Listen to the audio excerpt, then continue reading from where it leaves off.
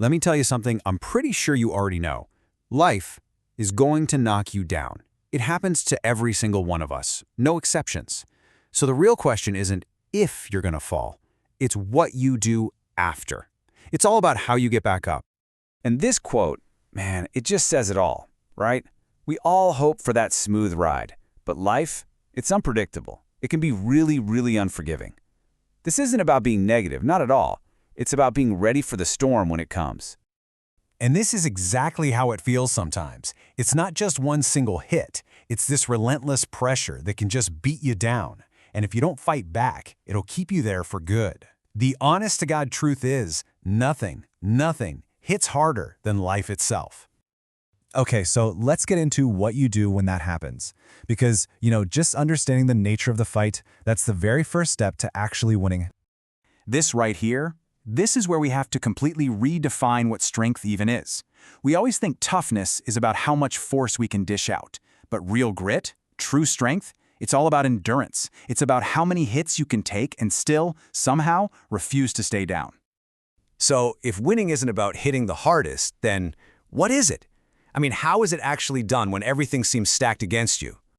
See, winning isn't some big, flashy moment of victory. It's a process. It's that stubborn, relentless act of just putting one foot in front of the other, no matter how much it hurts. It's defined by how much you can take and still find a way to keep moving forward. That's it.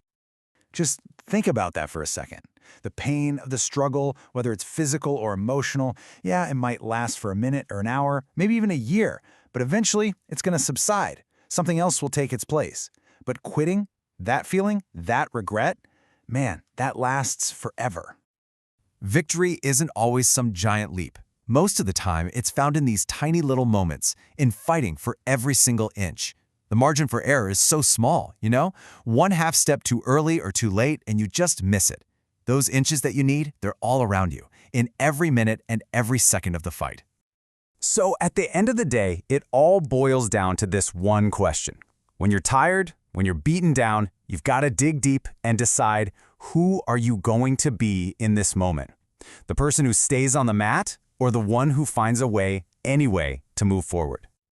And this leads us right into our next big point, because having a dream, that's one thing, but being willing to pay the price for it, well, that's a whole other story.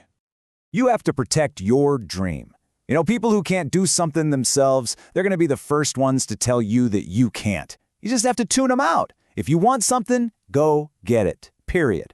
Don't you dare be afraid to fail. And this is such a crucial difference to understand. Talent, that's a gift. That's just the starting line. But skill is earned. It's only built by hours and hours and hours of just beating on your craft, showing up when you're tired, and practicing when you'd rather do anything else. So, what does that process actually look like? Well, here's a pretty simple roadmap. First, you have to make a choice, a real, conscious choice about who you want to become. Second, you got to be willing to sacrifice, to let go of the comfortable you for the you that you're aiming to be. Third, there's just no way around it. You got to put in the work, day in and day out. And finally, you have to change how you see the struggle. Look, you're already in pain, right? You're already hurt. You might as well get a reward from it. And this brings us to the final, and honestly, the most important idea of all. After all this talk about external fights and struggles, the answer, the real power, is inside.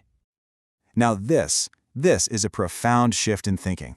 We spend so much time worrying about our weaknesses, about not being good enough. But what if our real fear is of our own strength? What if it's our light, not our darkness, that actually scares us the most? And let's be clear, this isn't some special gift for a select few. No way. The power to create, to endure, to build the life you want, it lives in every single one of us. It is inside of you, right now. All those things that you think are holding you back, those barriers you see right in front of you, they feel so real, don't they? I mean, they're tied to our deepest anxieties about what we think we can and can't do. But the truth is, when you really look at them, when you actually push up against them, You find out they're not even real. They are so often just an illusion, something we built up in our own minds. And when you truly get that, man, everything can change. So that's the final question, isn't it? Knowing that the power is in you, knowing that your limits are probably just an illusion, what are you going to do about it?